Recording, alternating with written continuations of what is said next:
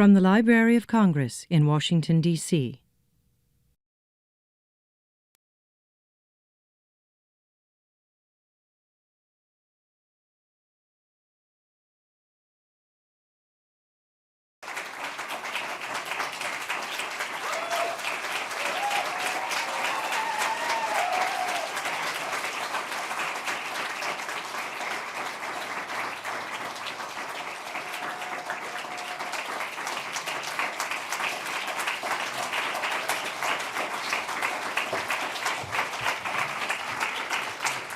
Well, hello and welcome. I'm Carla Hayden, the Librarian of Congress, and I'm delighted to welcome you to the appointment ceremony for the 6th class of the National Student Poets. Please give them another hand.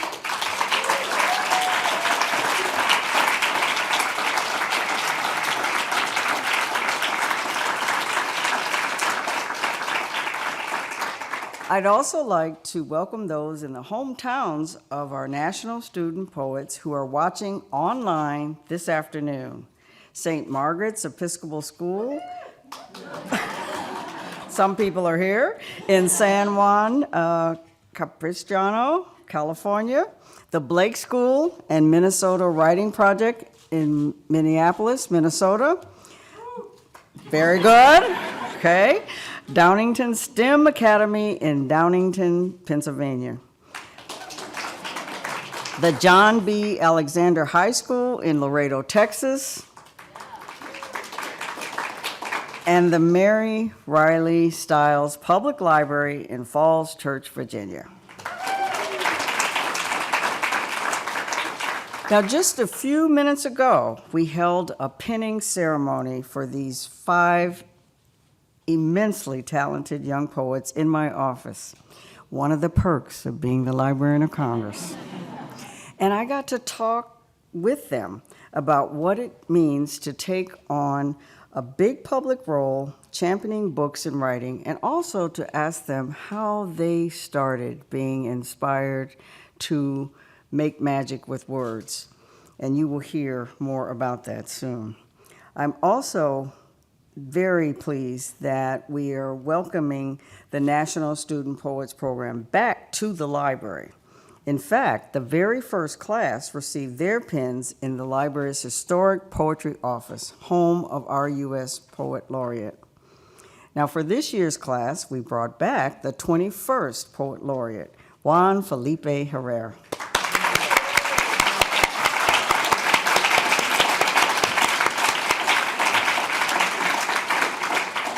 Who was joined by the acclaimed actor and National Student Poetry champion, Alfred Woodard.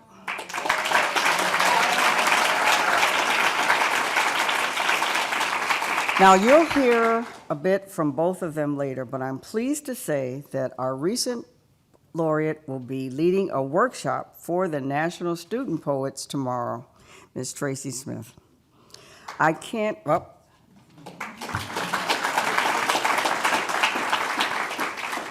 Now, I can't imagine, though, a more enthusiastic and dynamic teacher than Juan Felipe.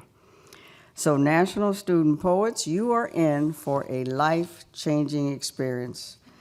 In fact, life-changing feels like the perfect way to describe your year to come and all you will do in your new roles. You don't have to take my word for it. One of the very first national student poets, Louisa Bancroft, recently wrote about her experience for our Poetry Center blog. And one point stuck out for me. She's now a history teacher in Botswana, and she asks you to, quote, recognize what makes your poetry so precious, its potential to touch others in surprising and comforting ways, its capacity to make us feel communion with other people, to make us feel less unmoored in a chaotic world. So Annie, Kinsale, Ben, Juliet, Camila, I am eager to hear you read for the first time as National Student Poets, and I look forward to you making good on Louisa's words. And now I'd like to welcome my friend and colleague, Kit Matthew, Director of the Institute of Museum and Library Services, to tell us more about this program and its partners. Kit?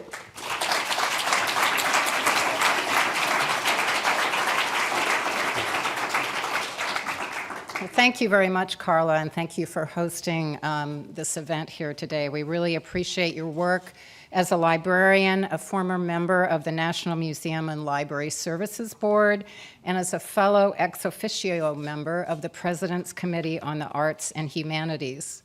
On behalf of the Institute of Museum and Library Services, we always enjoy working with our colleagues at the Library of Congress on the National Book Festival, and we look forward to another successful festival this year. I'm delighted to be with you all today to celebrate the 2017 class of the National Student Poets Program.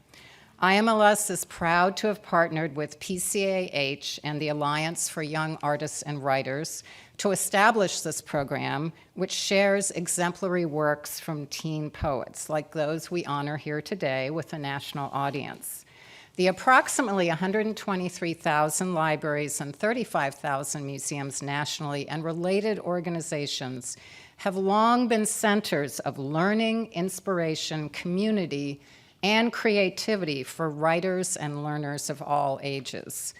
And the National Student Poets Program leverages the role of these third spaces, libraries and museums, in promoting the cultural participation of youth and empowering communities to celebrate creative voices.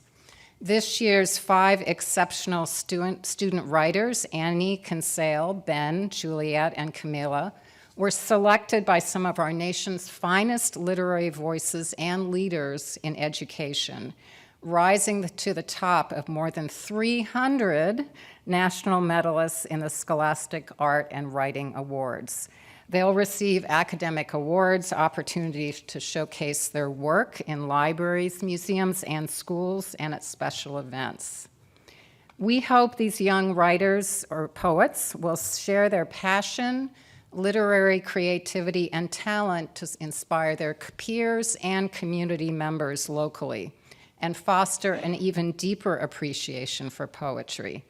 IMLS is actively working with our partners on the future of this program, and we remain committed to recognizing and lifting up the work of young writers like these 5 poets we honor this year. Their voices are powerful, and you will hear that when they read, and so is their poetry. Poetry has the power to inspire curiosity and change the way we perceive our world. It has the power to connect people across generations and spark those critical dialogues in community spaces, including the libraries and museums across our nation. I'd also like to take this opportunity to recognize all the work that the President's Committee for the Arts and Humanities has put into the National Students Poets Program. Their time and energy and dedication has been invaluable to the success of this series of events, so please join me in thanking PCAH staff for making this ceremony and program a success.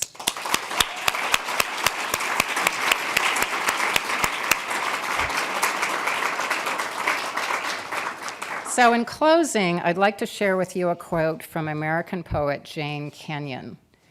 The poet's job is to put into words those feelings we all have that are so deep and so important and yet so difficult to name. To tell the truth in such a beautiful way that the people, we the people, cannot live without it.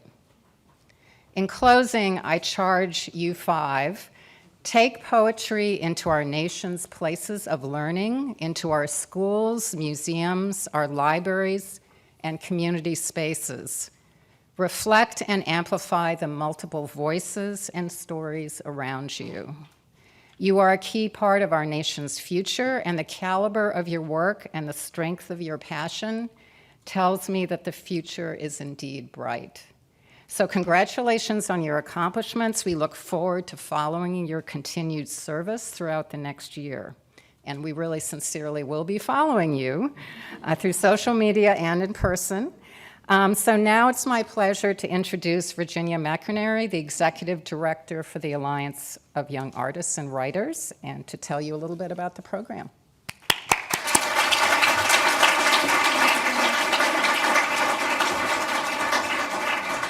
Good afternoon, and we are so honored to be here with you all today with our wonderful partners, Dr. Hayden, and the fine folks at the Library of Congress and the Poetry and Literature Center, Dr. Kip Matthew and our colleagues at IMLS, Nancy Weiss and Dennis Nangle, and Robin Dale. Our founding partner, the President's Committee on the Arts and Humanities, supporters including the Poetry Foundation and the Academy of American Poets, esteemed guests Juan Felipe Herrera, Alfred Woodard, and you. I want to honor and acknowledge the inspiration and founder behind the National Student Poets Program, Olivia Morgan, who's also here with us today. Thank you so much for your heart, Olivia. Thank you. I know we have some National Student Poets alums in the audience. Can I see you? Sojourner, do I see you back there? And Michaela, thank you so much for coming. We're so happy to have you here. Thank you. Are you pointing? Stella, you guys, and Gopal and Maya, I see you back there. Thank you for coming. Thank you for coming to support your brothers and sisters in poetry. Last April, during National Poetry Month, I accompanied 2016 National Student Poet Maya Salome on her tour of workshops as she gave workshops and readings across Northern California. One Wednesday night, in a pouring rainstorm, the Yerba Sutter Regional Arts Council in Marysville, California, hosted an open mic reading with Maya as the featured guest. After Maya read a few poems, community members stepped to the stage in work clothes and uniforms and cowboy hats to read their own work. It was an amazing, amazing evening of community building and connection.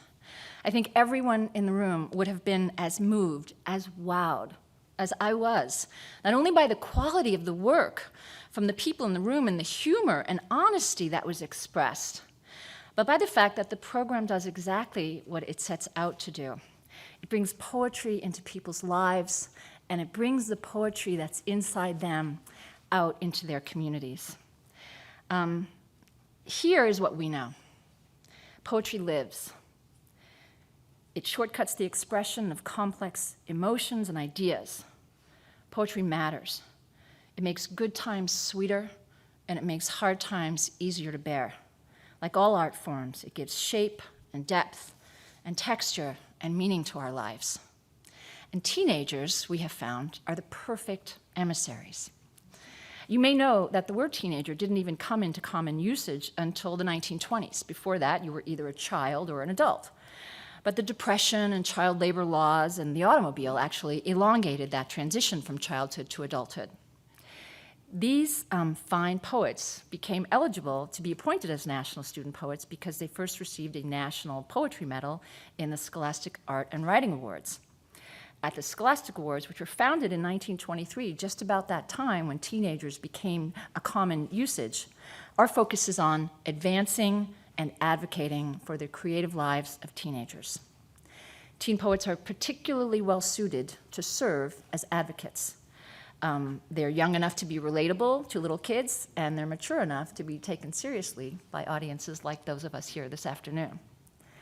The 2017 National Poets join a legacy of incredible young writers who feel poetry in their bones. These poets each have strong, unique voices, and their writing reflects the complex realities and emotions that young people face in America today. They are prepared to enter this year of service fully committed to sharing their voices and their insights and their artistry to inspire audiences in large cities and formal venues like the Library of Congress, and in small town art centers like the one in Marysville, California. Poetry is an ancient art form that continues to reinvent itself and make itself newly relevant, generation after generation, and we are so proud to be presenting this generation's finest young writers. The writer and playwright James Baldwin wrote, "You write in order to change the world, knowing perfectly well that you probably can't, but also knowing that literature is indispensable to the world. The world changes according to the way people see it. And if you alter, even by a millimeter, the way people look at reality, then you can change it. These young people are changing the world, and we are so honored to be here with you to launch you into your year of service. It's now my honor to welcome an artist who has advocated for these poets from the very beginning, and we're so proud to have you here with us once again, the acclaimed actress and activist, Alfre Woodard.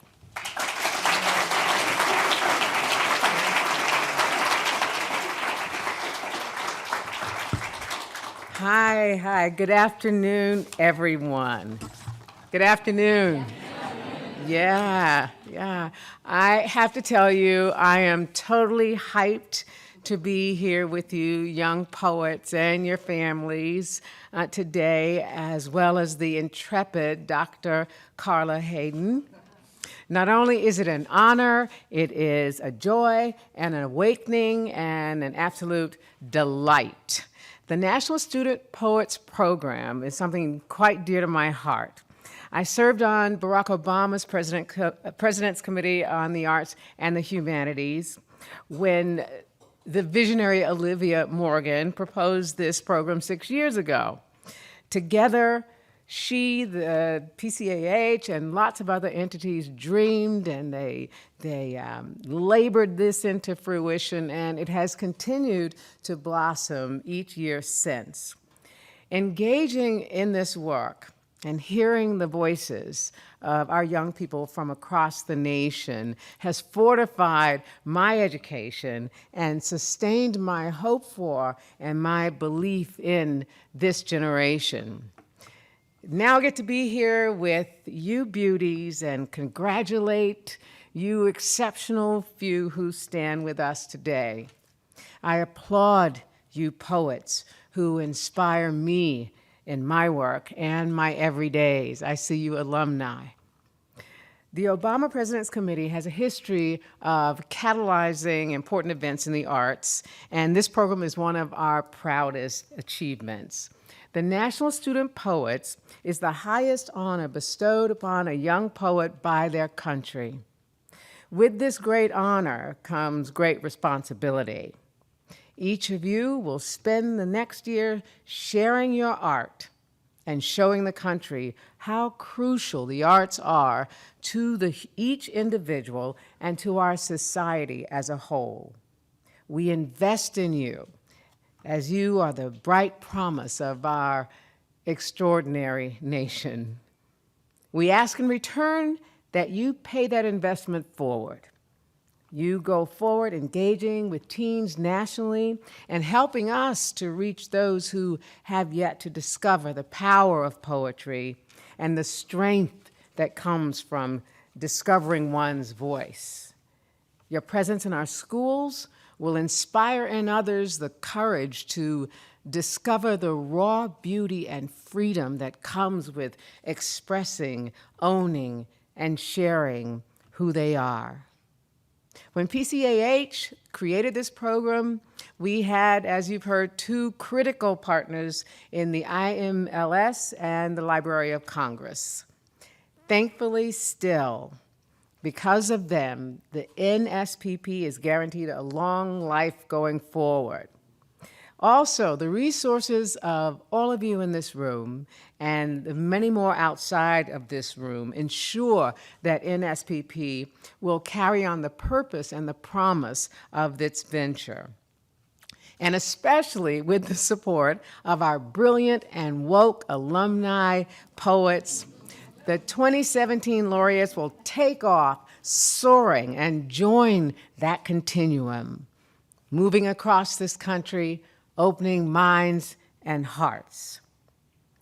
As our nation crawls, then slouches, occasionally sprints, and now limps toward our more perfect union, it is imperative that we Americans recognize and understand our interconnectedness, that we awaken to our common humanity. Fortunately, we have the power of chosen words to aid us in expressing that truth. Poetry is the mother tongue of the heart, and we are ever grateful that you young ones speak it so well. It's not an easy task what you have before you, but it is a challenge that you're primed to meet. Turn around, well, you'll see it when you come up here. I want you to look at all the faces in this room. As you shove off, know that we will be at the ready during your year of service to inflate your water wings, to send you kind bars and pressed juices, no Red Bulls, to laugh with you, to cry a little, to applaud you, and to feed you when you are nearby. We are tremendously excited about all that you will accomplish.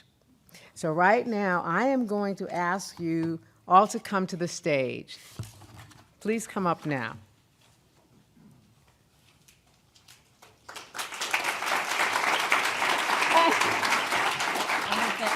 I know.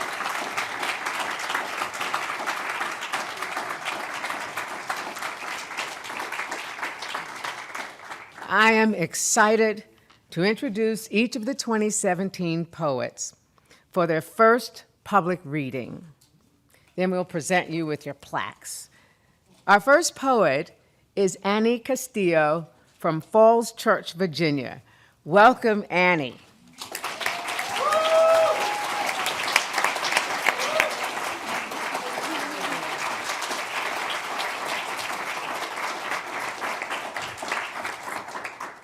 Hello, I'm Annie Castillo, and I am representing the Southeast region this year as a National Student Poet, and today I will be reading 2 poems. This is Love Letter for a Library.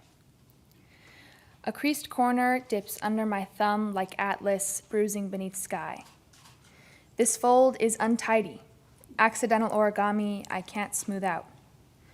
A stranger's hand pressed this paper like flowers. She left me her crumpled daisy.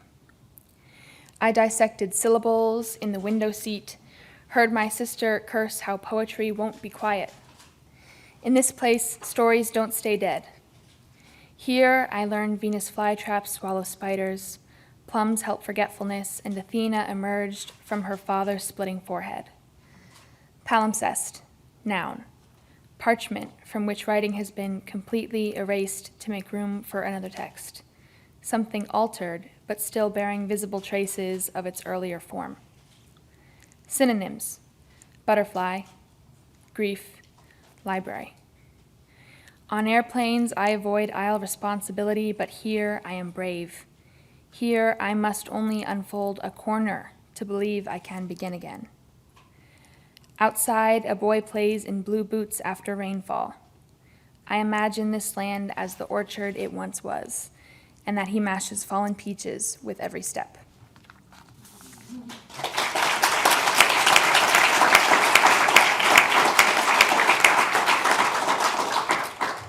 And I'm now going to read my second poem on the discovery of dinosaurs. I dream of a phantom femur far below, pale as puddled moonlight on a chapel's roof. The beast became bones, time shucking scales from its body, sinew dissolving into clumps of stringy roots. The earth is now a crypt. A dragon's tail perhaps were the murmurs, or a giant skeleton. Rib cages emerged in vast, hollowed chambers like a cathedral's arch, then teeth came next. Oh God, what is this creature? Whispered like a prayer. I used to think of the dinosaurs who became bones and shadow, like a lilac forgotten between the pages of a book. Now I think of the ones who unearthed the bones, so time's raw sunlight could touch those ghosts. Thank you.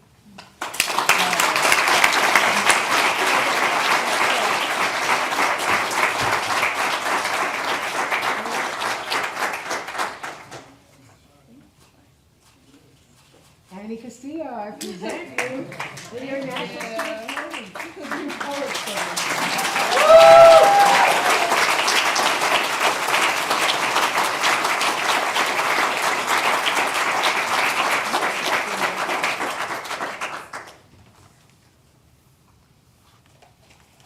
Kinsale Houston from Corona Del Mar, California.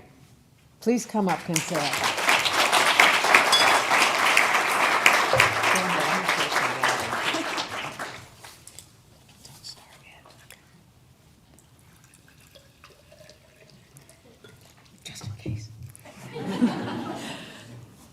Hi, my name is Kinsale Houston, and I am the National Student Poet for the West, and I will be reading 2 poems today. The first is called Where I Come From, 1992. Sticky peach overpowers muggy bug-infested sky, backwater, drain pipe fodder, colonial house with ravine shade. Plantation homes embody black backs bleeding ghost stories. Gravestone front doors knock an empty Alabama vacuum space. White boy, Brooklyn-born, pre-spiced latte infiltration. Interracial hands entwined in reed pipe marriage basket. Caucasian curls breathe and Navajo bandana. Oldest of 5 holler boys, grandsons to Ellis Island Campbells. Father gone, single mom. Washed himself to Irish bone. Preacher's daughter, beloved father, basketball fanatic, valedictorian tinted glasses, threaten not even stepping off red sand, front porch, good enough for reservation, pulls at sinking canyon feet. Smoky sage tracks lonesome wind calls after her Hanover-bound plane. Southern discomfort in sideways glances. Recoiled fingers dropping penny change and chubby multicolored hands. My brother, civil rights rally namesake, sucking Sweetwater Montgomery air. My sister, old enough to sniff out powdered sugar bigotry.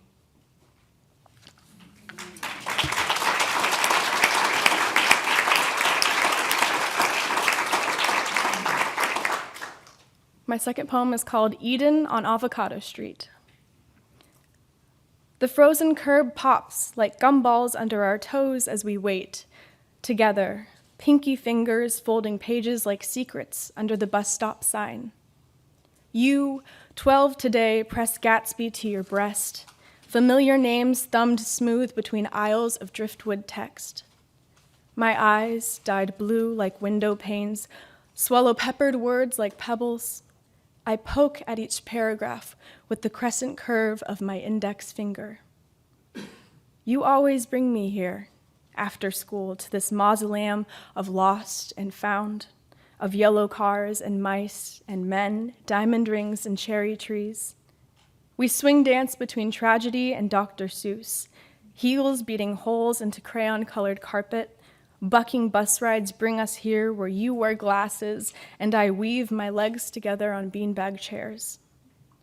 You teach me to balance on my toes and cling like book spine glue to that candied lip of asphalt curb, to press brown thumb to tongue when I turn a page, to linger at each corner of my mouth and almost taste the worlds that whirl and coagulate beneath our sticky touch. Thank you.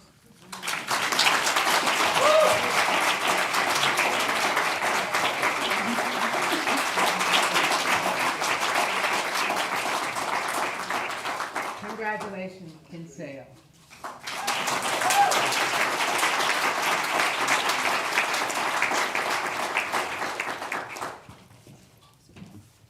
Please welcome Ben Lee from Edina, Minnesota.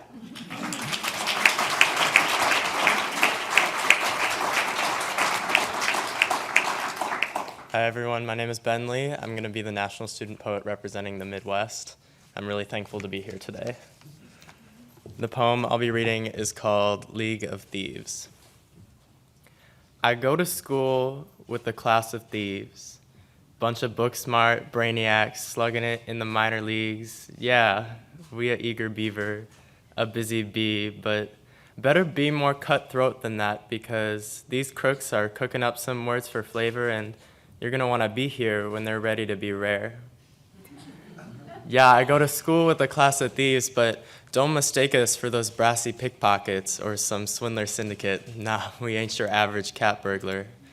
Our heists are for the long haul, and not just because we're comfortable, but because a one and done doesn't cure a sweet tooth for New York coffee with Caulfield, or some peanut butter and mayonnaise on toast with Yang. No, it doesn't cure a craving for a story truth from O'Brien.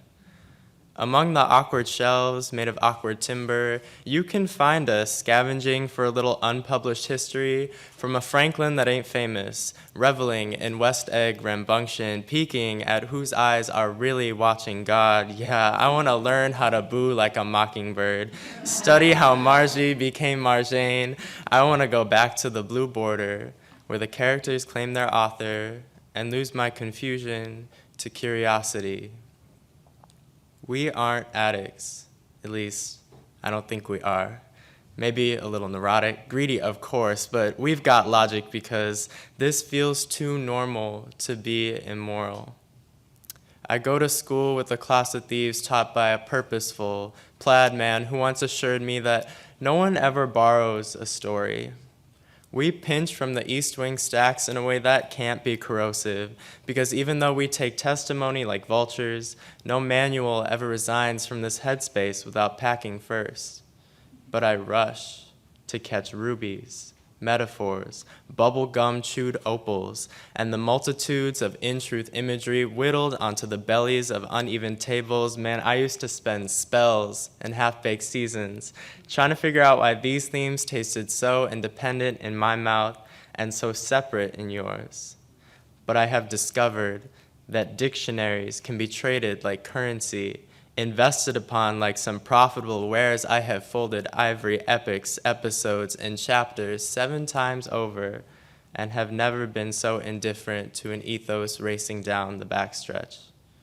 So again, I am reminded that this is our library, our bank vault, our quiet acropolis in which we wrap ourselves in trinity knots just to strike enough sage until we are ready to pencil in more than just stale syllables on a title page.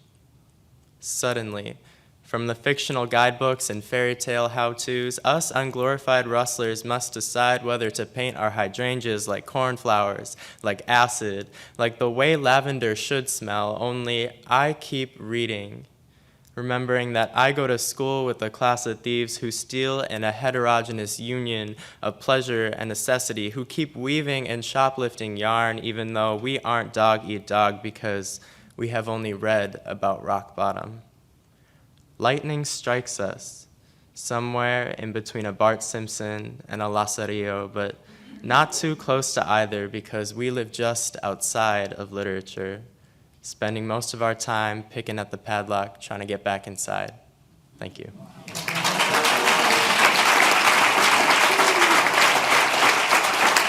Dude, that was so good. All right, here, you get on this side.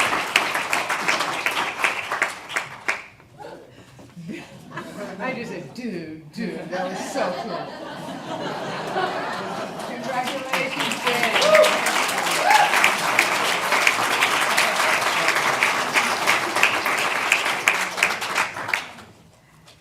Now, please welcome Juliet Lubwama.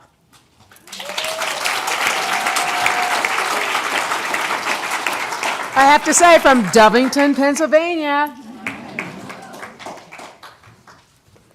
Hello, my name is Juliet Lubwama, and I'll be representing the Northeast as a National Student Poet this year. And my first poem is Flight is a 3-part novel. The statuette knows more than Athenaeums, fathoms more than pigtails and fingerprints that flock over her scapula like wings. A question resides in her skin, asking where the blooming hands have gone. I tell her our words are rekindling, and when stories become strangers, we burrow in stagnation.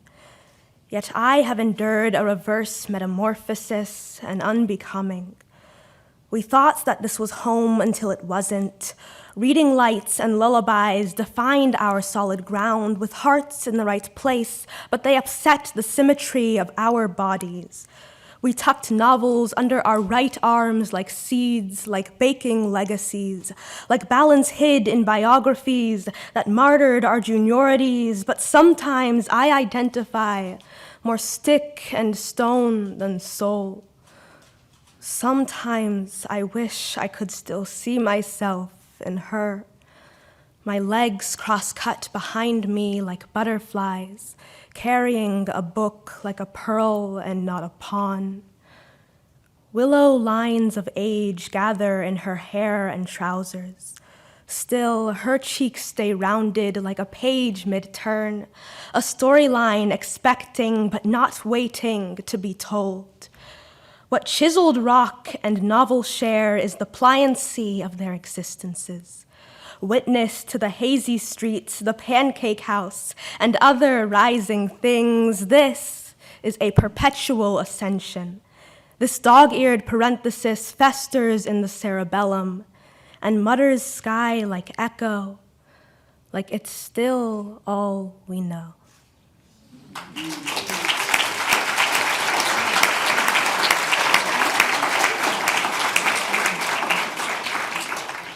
And my second poem is Trying to Find Home.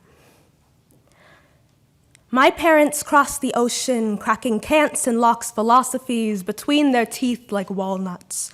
Western learned but foreign in how they hold themselves, like waterlogged apples dangling by the stem. Finding unexpected asylum with strangers, the familiar lilts in their tones, carving homes out of each other. But when a cousin questions where I'm from, my tongue becomes a salmon, pink and floundering, as if an answer could be found in a lifetime. My family tree is worn and trampled, sieged by storms, by dictators, by slavery. My kin arrived with textbooks swaying on their heads and shackles round their ankles. Still, in a land we have yet to call home, our neighbors see our cacao hands, whether they be doused in blood or salt water. Even this can become a sanctuary.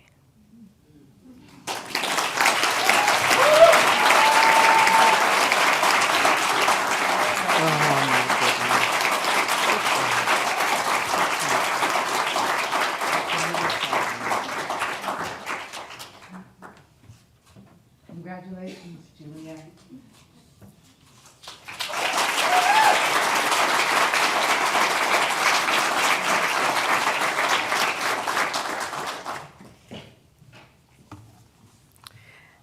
And now please welcome Camila Sanmiguel from Laredo, Texas.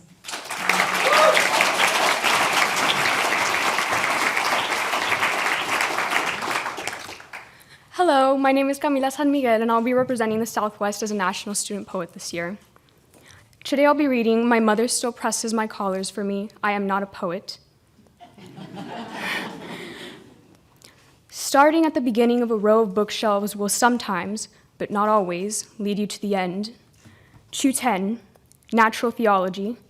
This library is a religion, a magnified category of the Dewey Decimal System, a system of veneration, a sacrament. 108, Groups of People, Accelerated Rises and Degenerations in Hives, recorded dutifully in the immensity of civilization's collective data processing.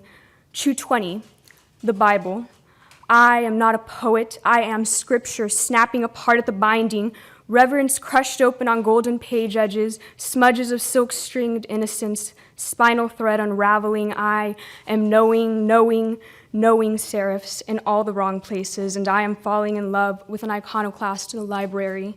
I draw feathered lines between theology, animal cracker crumbs, and philosophy, and I dub the three doctrines a cornerstone of true and inherent self-understanding.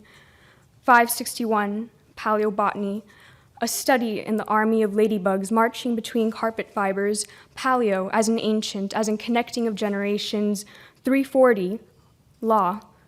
I write memorandums in this library and not poetry, Although whispers of beauty can be found between pre-sentencing reports, statutes defining our boundaries, and we sit and yawn and ponder over the best way to write stoic opinions, hostility wrapped in the polite gauze of directness.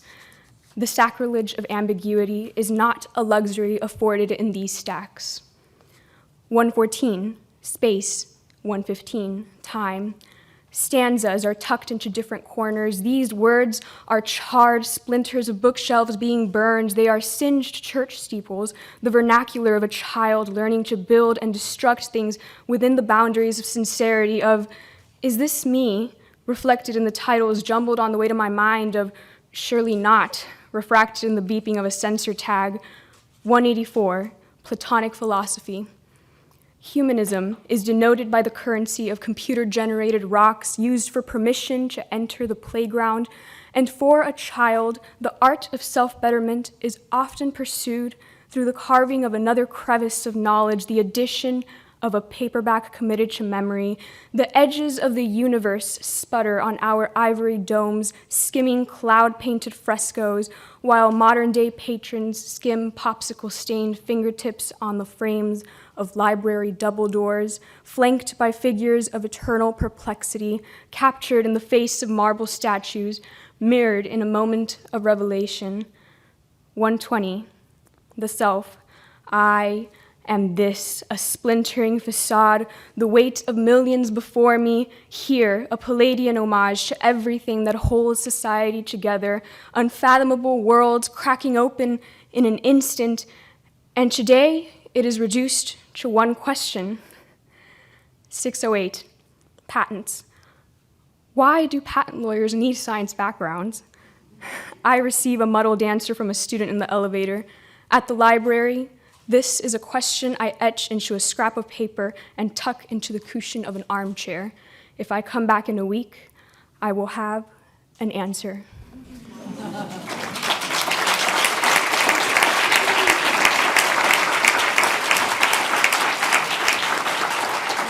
Thank you. Thank you so much. Thank you.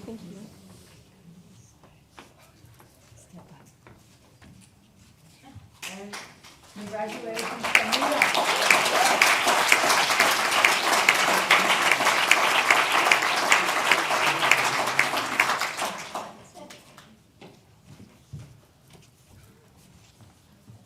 So, I am overwhelmed. I am overcome. Please give our 2017 poets another round of applause.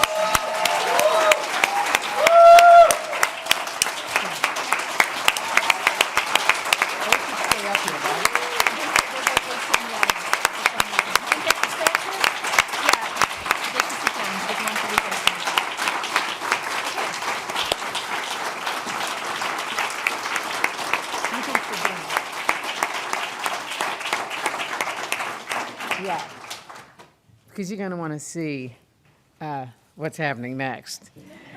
Okay.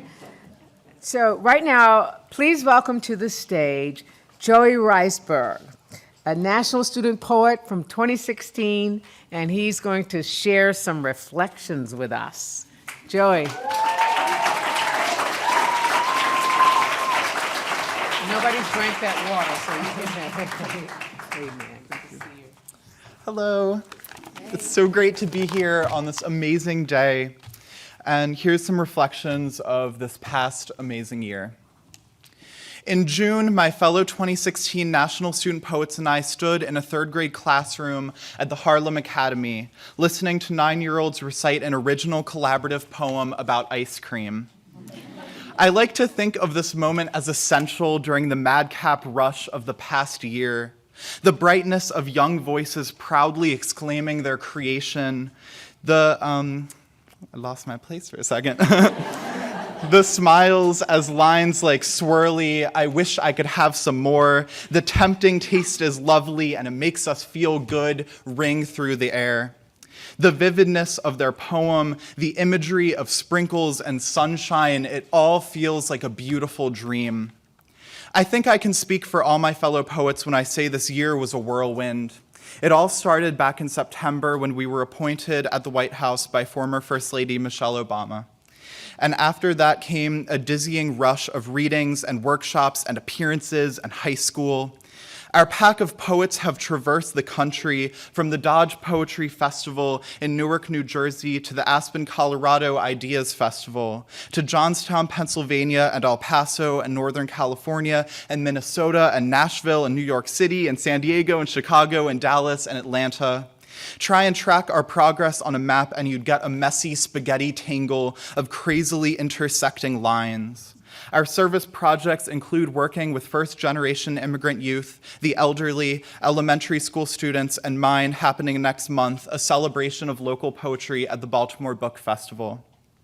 We've met poets like Mark Jody and Edward Hirsch, performed at Carnegie Hall, spent an afternoon at the Huffington Post, done radio interviews and TV appearances, and in my case, read a poem about chicken fat on the Lincoln Center stage. That's a long story.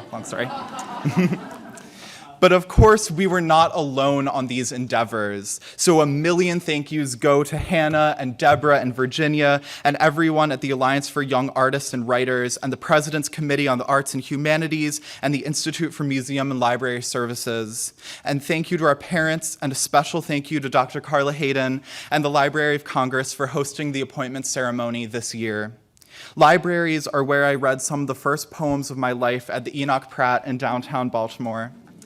Libraries align with one of the central missions of the National Student Poets Program, to foster creativity and hope with accessibility, to bring knowledge and literature to people who really need it. And to the class of 2017, congratulations. You are here today because of your astounding poetic promise, because you show the spark of something special. Right now is your celebration time. Savor this moment of joy and let the affirmation you are experiencing today guide you throughout your year of service. You will be challenged to bring out the best parts of yourself, to do things you've never even thought about doing, to stand and to realize you serve a unique and necessary purpose, whether you are standing in front of audiences of 1 or 1,000. It's not easy, but we don't write poetry because of its simplicity. As poets, you have learned to love complexity, to reside within ambiguity, to ask questions that may not have answers. And now you must take those things you already do so well and apply them to the experiences this year will bring. Above all, the National Student Poets Program is about communication. Poetry itself is, of course, communication, a kind of telepathic understanding built with metaphor and imagery and all the intuitive things which the perceptive jurors have loved about your writing. But at the root of the amazing year you are about to embark on is the same basic principle. How are you going to take the acclaim and joy of right here and right now and bring it to your own community? How are you going to use poetry to uplift the voices of those who deserve to be celebrated and heard? How can you build doors and gateways with your beautiful words? And here's a secret. I, as a recent alumni, do not fully know. Yes, I've been through the magical and transformative year, but I do not have all the answers. But that's the beauty of this program. We have each other, a now 6-year network of poets dedicated to answering the lofty and ambitious questions NSPP poses to us. We each contribute a little bit more and a little bit more to bring poetry to America. Swelled heads and going solo are opposite to the spirit of poetry, despite the stereotype of a poet as a disgruntled loner.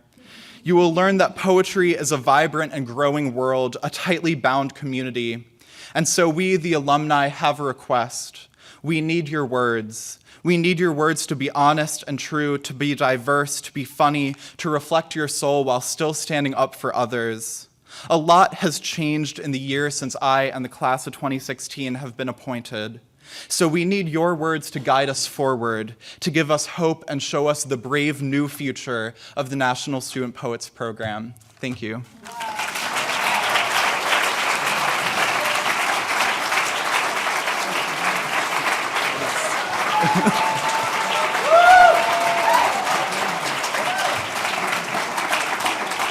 Thank you. It is my honor to welcome Poet Laureate Juan Felipe Herrera.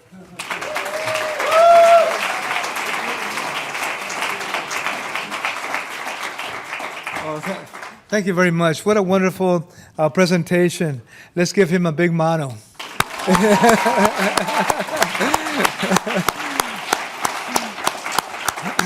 And let's give Aubrey a big mano too. Why not? Let's give her the biggest mano.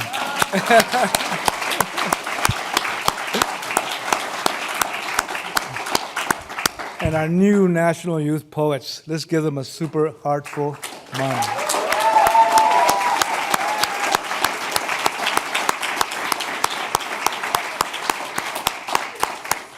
A little bit bigger.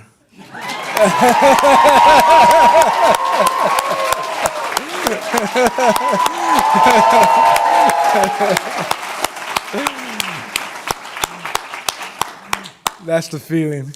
That's the feeling. And Dr. Carla Hayden, who's charting a new course for us, a super mano.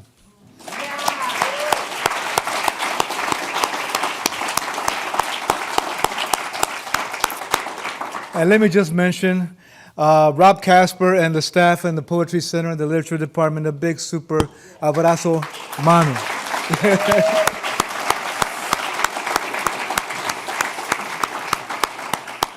And you know, this is what it's all about right here. This is how the poetry is formed. This is how we do it. People say, how do you do the poetry, and where does it come from? This is how it happens when we are with each other, and when we think of each other, and we sit down in a lonely corner, or we come out in a blasting, explosive space. It's the same. We make contact with each other, and we create friendships, and we get ideas, and we listen to a term, and we go, oh, I hadn't thought of that. Palimpsest, I hadn't thought of that.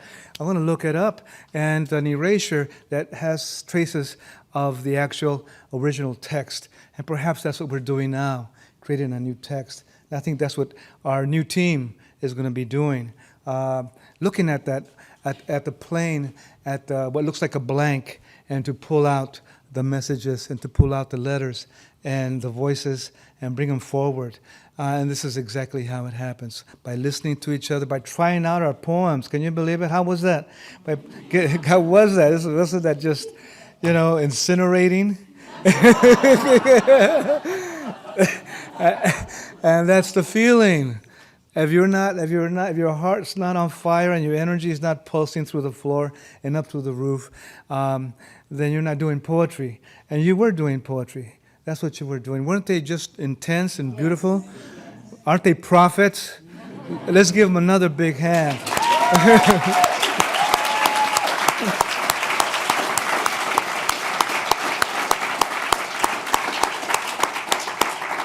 And that's what's going on, you know.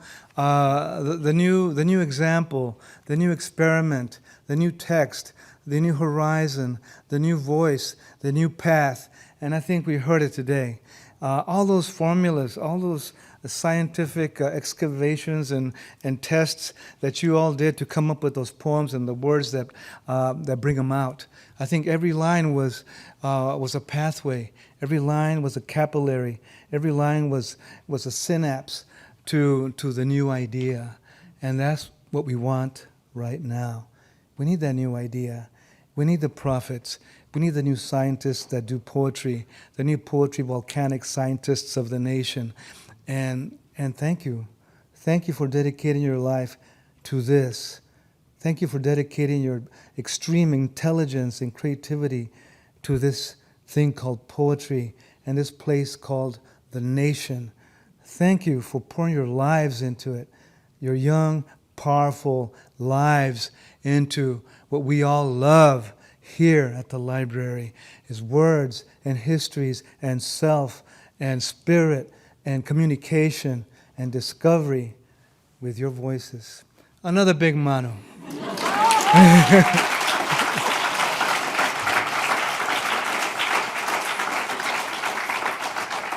You know, people do say, you know, why are you a poet? And why are you doing that?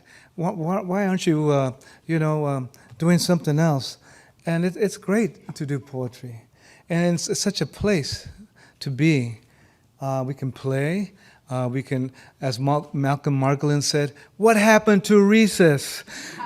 we can do a little recess. But that recess is a different kind of recess. Perhaps it's a real recess. I was hanging out with Lee Young Lee and Humboldt, as you know, one of our great poets. And he says, Juan Felipe. I said, yes, Leon. He says, wait a minute. Juan Felipe, I got to talk to you. I go, yes, go ahead, Leon. He says, I got to tell you. I said, please do. And he says, Juan Felipe, I want to be standing up at the edge of a volcano, staring into the mouth of creation. I go, that's very good, Leon. But that's what it is. That's what it is. You're standing at the edge of that volcano, which is now, and you're staring down at the mouth of creation, which is a very daring thing to do. And didn't you feel that? Didn't you feel that edge of that volcano in their voices? Didn't you see what they were seeing, just a tad?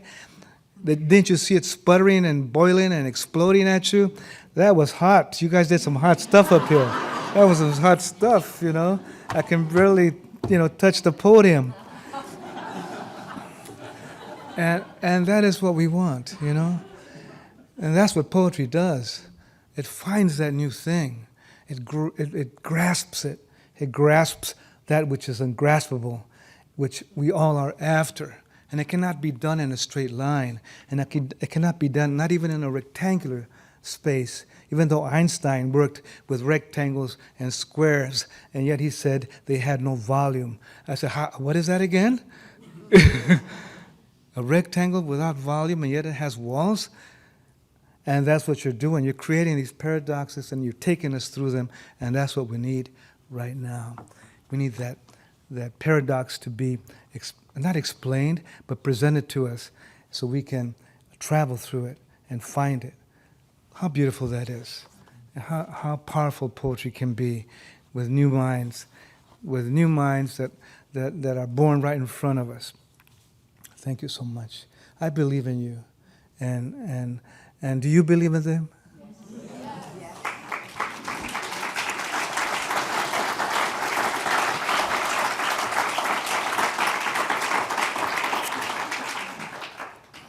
And this is how poetry happens. How we learn, how we do poetry, isn't it? We listen to each other, we get excited by each other, and we go, I'm going to take those terms. So that's what I did, reading your poems, how complex and direct and beautiful they are, and how many secrets they contain. So I did a shirt cardboard poem. I usually run out of paper. And I make believe that the shirts I take to the cleaners will come back fully ironed, but they always come back crinkled. But what I do get out of it is the shirt board. So then I'll write a poem on it. It feels better because it has density and softness and color, and it's brown and it looks like a graham cracker. I like all that, and I can draw on it. So this is called A Stranger. Now the question is reading my own writing. A stranger pressed his paper like flowers. And I took, as you can begin to feel, some lines and images and words from your poems, if that's okay. A stranger, and this is for you. A stranger pressed this paper like flowers, like mountain eye and thunderbolt face and skeleton hunger forever, hungry in the storms over Houston, like me, like you, flowering, suffering, giving our skin to the dead for just one more life. Gatsby and driftwood, my breast died with dawn, died with nothingness. Not the easy nothingness, not the easy nationalism. I'm talking freedom. Yellow cars, bend, yes, bend, like that. Beat the holes, beat the crayon blast on the first precipice of the first unknown galaxy. That's you. I'm talking about unborn yet born, unsaid yet with new letters, and the addict spells and the half-baked ivory episodes and the half-baked guidebooks to nowhere. You see? Here, now you, yes, You, lightning strikes and apologizes to the tiny ponds. You must take note, darling. We are that pond. We are that question in her skin, in there, in this, in that, in this and thou. No, no, no, no, no. This and that. Just a dog-eared parenthesis of the cut-up, split breath we break to live, to say, you are here. Welcome.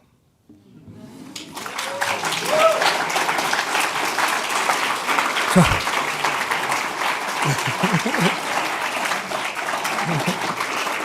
thank you. Thank you. That's a shirtboard poem for you, dedicated to you. And I want to read one more. Let us, for the moment, let us send our meditations to Houston. Let us send our meditations to Houston. To Kaisha Williams, who took her children to her mother's place and returned and in her house and never came back. And to all the people in these storms, and to the Salivar family, whose son obeyed his grandfather who had Alzheimer's, and he said, well, you know, in our culture, we obey our elders. And he was right. He's right.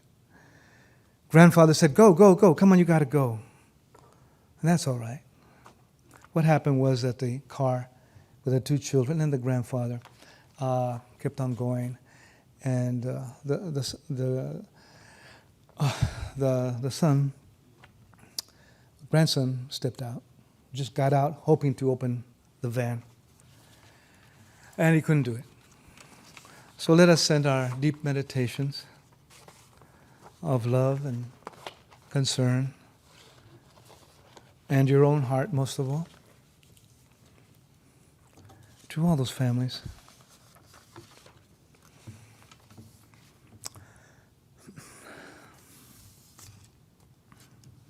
This is At the Crossroads, a sudden American poem.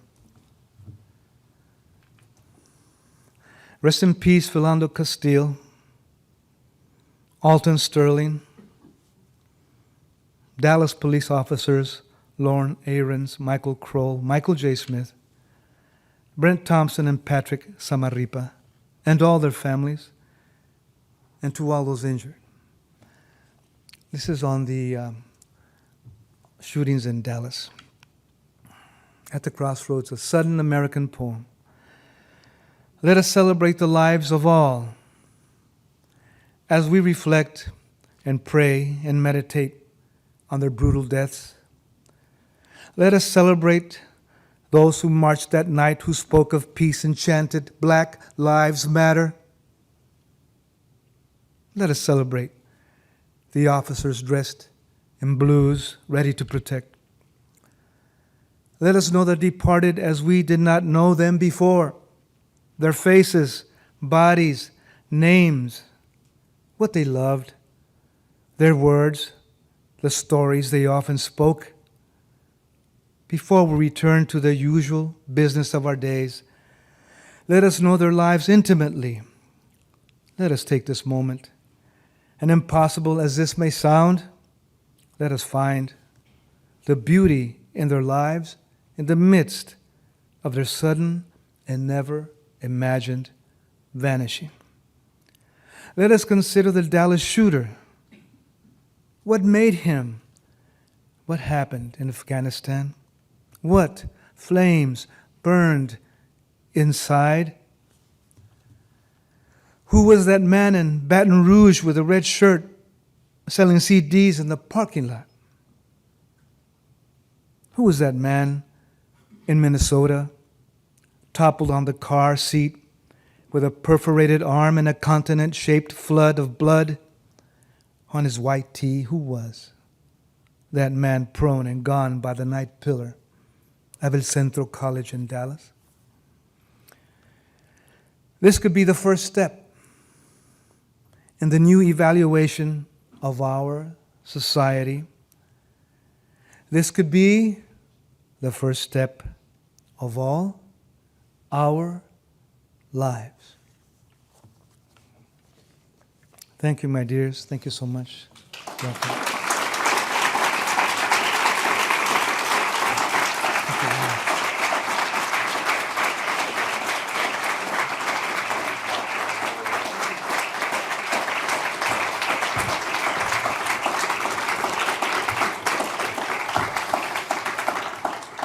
Thank you, dear Juan Felipe, for that reading and for that inspiring talk. And speaking of inspiration, thanks as well to Joey and to Alfrey. And thanks for our work together to celebrate our new class. I'm Rob Casper. I'm the head of the Poetry and Literature Center here at the library. And my job is to let you know there's a reception outside after I finish speaking. So while you're there, please grab some food and drink and say hello to our new poet superheroes. And while you're at it, you should pick up a Meet the Poets flyer so you know where to go see said superheroes in a couple of days at the National Book Festival, which you should all go to. Before we officially end, though, let's do it one more time. Please join me in another round of applause for the 2017 National Student Poets.